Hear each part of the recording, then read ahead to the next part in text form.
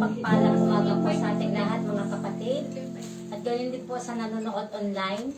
Tayo po ay magsisimula na sa ating morning devotion.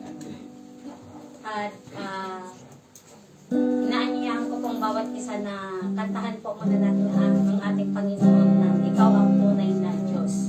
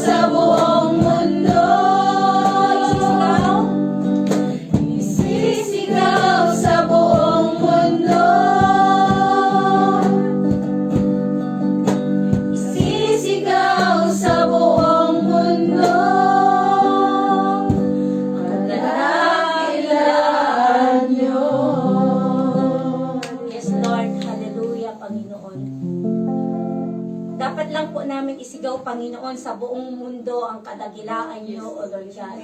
Tunay ka pong Diyos na dakila, Panginoon, at walang katulad, O Lord God. Aming Diyos na dakila, banal at walang katulad. Maraming salamat, Panginoon, sa bagong umaga na punong-puno ng pag-asa, Panginoon, na aming nakamit sa iyo, O Lord God. Ang magising po kami sa umaga, Panginoon, ay isang pagpapala na nagmumula sa iyo, Panginoon. Ang aming kalakasan, O Lord God. Dalangin ko, Panginoon, na anuman, Panginoon, ang bahit karumihan sa amin sa umagang ito, Panginoon, mga nagawa namin hindi nakalulugod sa iyo, O Lord God. Pakadalisayin mo, Panginoon, ang aming puso at ang aming isipan upang maging kalugod-lugod kami sa iyo, Panginoon. Dalangin ko, Panginoon, ang aking papahayag na iyong mensahe, O Lord God. Hayaan mo, Panginoon, na ikaw ang makita, O Lord God, at gagamitin mo lamang, Panginoon, ang mga labing ito, Panginoon, na instrumento mo upang ipahayag ang ninanais mo, Panginoon. Maraming salamat, Panginoon. Ito po ang aking samot dalangin. Sa iyo po ang lahat ng kapurihan. Sa pangalan ni Jesus. Amen.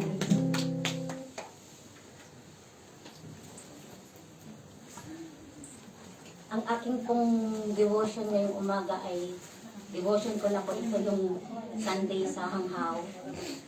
Inaanyayahan ko po ang bawat isa na magpagbukas sa John chapter 11 verse 40 po.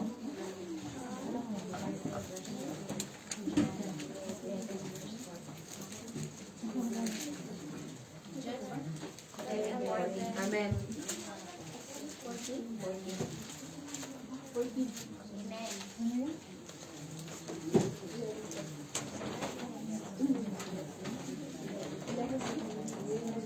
Sabay-sabay po natin basahin. Sinabi ni Jesus, hindi ba't sinabi ko sa iyo na kung sumasampalataya ka ay makikita mo ang kaluwalhatian ng Diyos. Kaya't inalis nila ang bato, lumingila sila sa langit at sinabi, Ama, magpapasalamat ako sa iyo sapagkat dininig mo ako. Verse 41 na po pala yun. Pero ang main po na ano ko is 41 po. Dito po sa verse 40 po, makikita po natin yung sinabi ng ating Panginoon kay Martha na nagkaroon po ng gab si Martha sa pananampalataya sa ating Panginoon. Kaya sinabi ng Panginoon sa kanya na kung sumasampalataya ka ng buong buo sa ating Panginoon is makikita mo yung kaluwalhatian ng ating Panginoon. Doon po sa ano na yung pinamagatan ko itong unwavering faith. Dapat po yung pananampalataya natin is 100%. Hindi po dapat 99.9%. Yung pananampalataya po natin is masusubukan po sa maraming pagkakataon. Nariyan po yung mga pagsubok. Meron po akong ginawa kong 3 puntos dito. Yung una po is para maano po natin yung pananampalataya natin sa Panginoon is yung follow Him. Sumunod po tayo sa ating Panginoon kung ano po yung kautusan niya, kung ano yung ninanais niya, dapat lagi po nating sundin. Tapos yung pangalawa po is yung maniwala sa ating Panginoon, sa kakayahan ng ating Panginoon na kaya niyang gawin ang lahat kung ito'y kalooban niya. Kasi halimbawa pa may ninanais tayo, pero hindi naman po yun yung kalooban ng Panginoon. Hindi po natin ito makakamit. Kasi may mas maganda pong plano ang ating Panginoon sa atin. Doon po sa believe, na ano ko po ito nung hindi ko naiwasan yung umiyak noon Sunday kasi ito yung devotion ko sa hanghaw. Sa believe po na yan, diyan po nasubukan yung pananampalataya ng aming pamilya since nung year 2015. Unang-una po yung aking tatay. Nung kalakasan ng aking tatay na hindi pa siya naniniwala sa ating Panginoon, hindi pa niya kilala ang ating Panginoon. Mabait po ang aking tatay pero wag mo siyang hahamunin kasi hindi po yung takot mamatay. Patay kong patay ang labanan. Nung nakilala po niya ang Panginoon, mabisya po siya. Grabing inom, sigarilyo, inabuso niya ang kanyang katawan. Year 2015, isang balita po yung ano namin na yung tatay ko kasi tinubuan ng bukol sa leeg. Hindi daw po siya masakit kasi sabi po, hindi naman daw po, pag hindi daw po masakit yung bukol, it means sa loob po yung ano ng bukol. Nagpa-check up po siya. Sabi ng doktor sa kanya, tatay, huwag kang mabibigla. 6 months na lang yung itatagal mo. Bilang mananampalataya sa ating Panginoon, parang hindi tanggap ng tatay ko yung gusto pa niyang mabuhay. Sino ba naman pong gusto mamatay? Kasi syempre gusto po natin kasama natin ang ating pamilya. Doon po nasubukan yung pananampalataya ng aking tatay. Makikita mo siya. Araw-araw, hindi lang isang beses. Maya't maya, makikita mo sa isang dulo ng bahay. Nananalangin. Gusto niyang gumaling at mabuhay pa. Sinubukan ng Panginoon pananampalataya niya hanggang sa isang araw, sinubukan lahat ng aking buong pamilya yung pananampalataya namin. Imbes na yung tatay ko ang unang mamamatay, isang hindi inaasahan po yung nangyari sa kapatid ko. Inano po siya ng leptospirosis pala sa mismo bahay ko pa. Tapos yung leptospirosis na yun is umakyat na. Sabi ng doktor, no choice na daw po kung hindi ang operahan ng kapatid ko sa leeg. Pumayag po yung nanay ko. Pumayag po yung nanay ko kasi yun nga po sabi ng doktor. Pero yun pala po yung magiging sanhi na mamamatay yung kapatid ko. Sa akin nung umaga na inoperahan siya, ako nagbantay, sabi niya, Tamaylin, pahiram ng cellphone mo. Binigay ko yung cellphone, kahit nasabi ng doktor bawal. Kinausap niya yung asawa niya, yung anak niya. Pagkatapos humingi ng biskwit. Yun na po pala yung muling pagkain niya. Namatay ang kapatid ko, sinubukan ng Panginoon yung pananampalataya ng buong pamilya. Kasi kung sa ibang relihiyon po siguro sasabihin nila sumpa. Yun po ang totoong paniniwala. Pero hindi. Sinubukan ng Panginoon ang aming pananampalataya. Ultimo din yung tatay ko. Umiyak yung tatay ko. Hindi ba dapat ako yung ikaw maglilibing sa akin? Yun ang sabi ng tatay ko. Sakit sa amin na. Yun ako. Namatay yung kapatid ko July 27. By October 31, hindi na inabot ng aking tatay yung 6 months niya. Umalis na po. Yung tatay ko na yun, hanggang sa huli, hindi siya sumuko. Pero hindi yung will ni Lord na mabuhay pa siya. Siguro ang will ni Lord na, syempre, siguro. Sa dami namin magkakapatid, 13 po kami. Kabilib-bilib po kung paano nila kami nabuhay, natastos yung pangangailangan namin. Siguro ang will ni Lord is magpahinga na siya. Although nandun din yung gap sa akin na ang desire ng puso ko is mabigyan kong ginhawa yung mga magulang. Yun ang dinalangin ko sa Panginoon. Lord, sabi ko. Hindi man lang ako tuluyang nakabawi sa tatay ko. So, yung nanay ko na lang nandiyan. Yung desire ko is, kahit sa nanay ko, ako nagbabawi. Hanggang sa huli, sabi ng nanay ko sa tatay ko,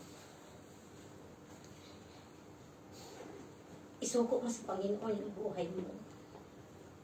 Kung ang kalooban ng Panginoon is gumaling ka, pagagalingin ka niya. Pero kahit gusto mo, kung hindi nga yun ang kalooban ng Panginoon, hindi po natin magagawa yung kasi may mas magandang planong Panginoon. Sabi ng isang umaga, sabi ng nanay ko, ang kailangan ng Panginoon yung pagsuko natin. Marilyn, yung tatay mo kanina madaling araw pa naghihinga daw. Pero humihinga pa siya, mahina na. Ikaw na lang ang hindi nagsusuko sa tatay mo. Isuko mo na yung tatay mo. Lahat ng mga kapatid ko, sinuko na yung tatay. Nagdasal ako sa Panginoon. Sabi ko, Lord, hindi namin gugustuhin nakikita naghihirap yung tatay namin. Kung kalooban mo, Panginoon, na gagaling ang tatay ko, pakilinin mo siya. Pero kung gusto mo siyang kunin na, sige, Panginoon, isusuko na namin sa iyo. Pagkasuko ko pa sa Panginoon, may nag-ano yung tatay ko. Nang nanay ko tumawag, Marilyn, wala ng tatay. Hinintay lang ng Panginoon na talagang isuko namin lahat ang aming tatay. So namatay po yung tatay ko na nandiyan yung naniniwala siya na pagagalingin siya ng Panginoon, pero dahil may mas maganda siyang planong Panginoon sa kanya, kinuha siya ng Panginoon. Pero ang maganda po doon, uli ng Panginoon kasi yung pananampalataya niya is intact sa Panginoon. Hindi siya nagdamdam na tunay ka nga bang Diyos, bakit hindi mo ko pinagaling? Kasi nataniman na po siya ng banal na salita ng ating Panginoon na hindi pwedeng tayo ang masunod, kundi ang kalooban ng ating Panginoon ang masusunod. Tapos yung pangatlo ko pong ano is receive. Yung una po, follow. Kailangan sumunod. Yung pangalawa is maniwala. Hindi po pwedeng sumunod tayo sa Panginoon nang wala yung believe, yung paniniwala natin na kaya niyang gawin ang lahat. Ihiling tayo sa Panginoon, pero hindi naman buo yung ano natin na mabibigyan katugunan niya. Katulad nga po ng sinabi ko na kung kalooban ng Panginoon at ano yung hinihiling natin, bibigyan katugunan niya. Pero kung mas mahigit na mas maganda yung plano niya sa atin, yun ang masusunod. Kaya kailangan natin sumunod at maniwala. Para yung pag sumunod tayo at naniwala sa Kanya, matatanggap natin yung ating ninanais sa kalooban ng ating Panginoon. Doon nga po sa pakibasa po doon sa 1 Corinto 15:58 po.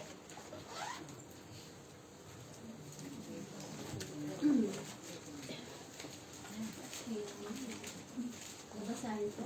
Apa. Sabi po sa 1 Corinto 15:58, kaya nga mga minamahal kong kapatid, magpakatatag kayo at huwag matinag. Maging masipag kayo palagi sa paglilingkod sa Panginoon. Dahil alam niyo hindi masasayang ang inyong pagpapagal para sa Kanya. Amen. Yung nga po yung ano ng ating ano.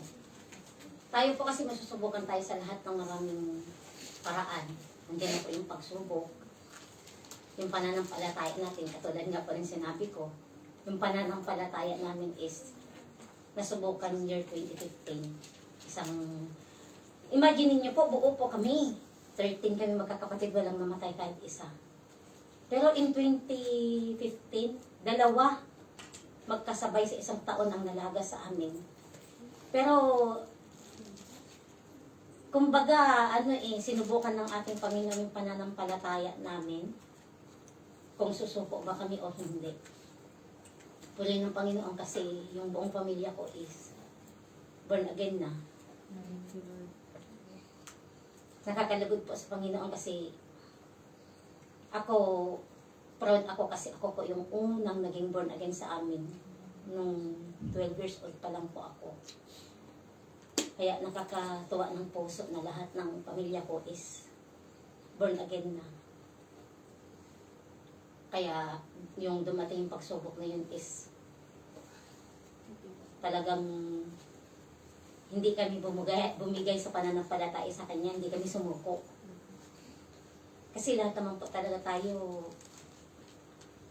sa mamamatay talaga. Pero ang tanong po natin is, tayo po ba nakakasiguro tayo na sa Panginoon ang tungo natin? Sinabi nga po ng Panginoon na kahit gawa tayo ng gawa ng kabutihan, napakabuti nga natin. Kung hindi naman natin kilala ang Panginoon, hindi po tayo maliligtas ng ating kabutihang ginawa. Kundi dahil sa habag at sa biyaya ng ating Panginoon. Doon lang po tayo maliligtas. Yung kilalanin natin ang Panginoon, sambahin bilang isang Diyos na tunay at buhay. Na siyang nagligtas sa atin. Yung application po is follow, believe, and receive. Amen. Para matanggap po natin yung kaligtasan sa ating Panginoon, kailangan pong yung faith natin is buong-buo. 100% po. Katulad nga po yung sabi ko, dapat hindi po 99.9%. 100% po yung gusto ng ating Panginoon na nananampalataya tayo sa Kanya. Yun lang po ang aking session. Tayo po. Yumuko at manalangin.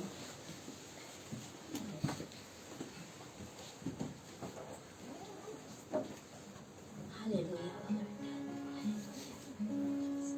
Hallelujah, Panginoon.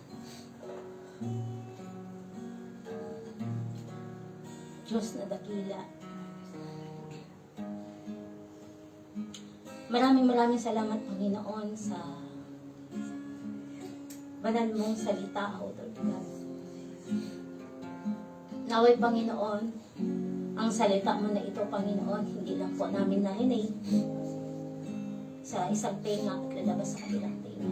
Kundi ang ninanais mo, Panginoon, yung maisagawa po namin ito sa araw-araw ng aming buhay, Panginoon.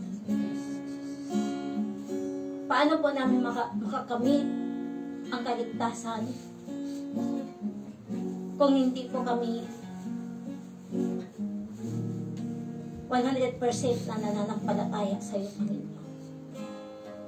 Although, Panginoon, sa araw-araw ng aming buhay, nakakagawa man kami ng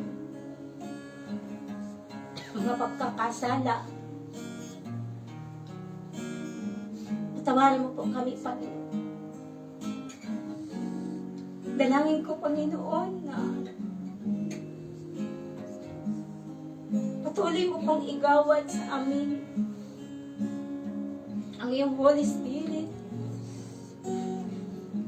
Dumating man ang araw na kami ay nakakalimot, nakakagawa ng kasalanan. Nandiyan po yung convict mo na ituwid kami pa.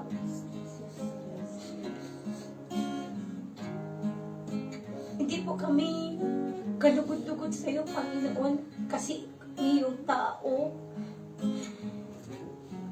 na makasalanan, Panginoon. Ikaw ang dakila na siyang nagligtas sa amin at nagligtas sa aming mga nagbayad sa aming mga kasalanan, Panginoon.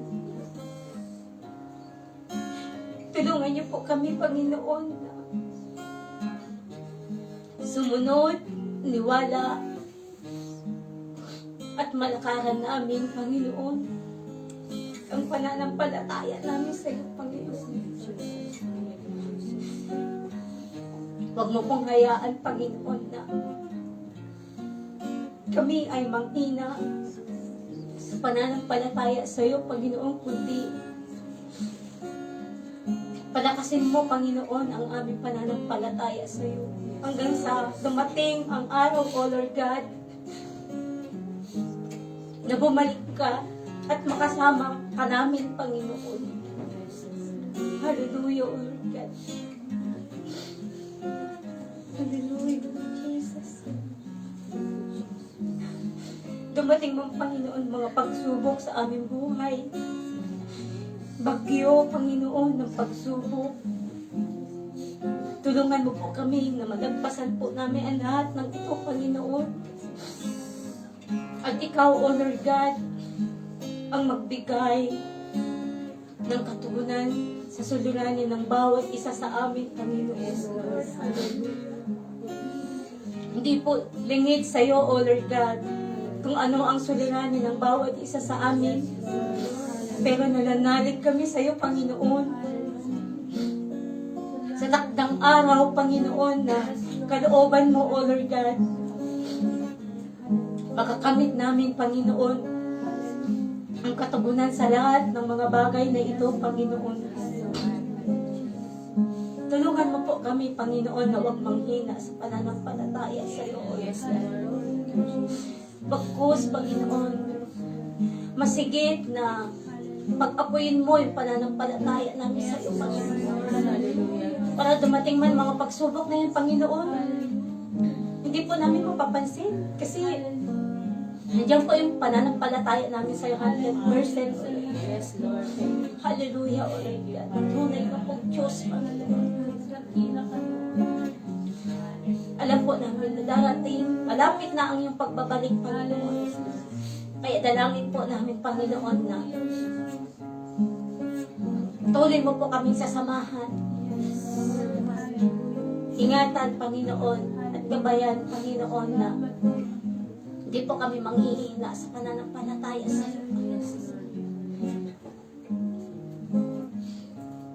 Sa iyo po, Panginoon, ang lahat ng kapurihan, O Lord God. Yes, Lord. Kadakilaan, Panginoon. Kataas-taasang papuri, Panginoon. Yes, Lord Jesus. Sa pangalan ni Jesus, Amen. Amen.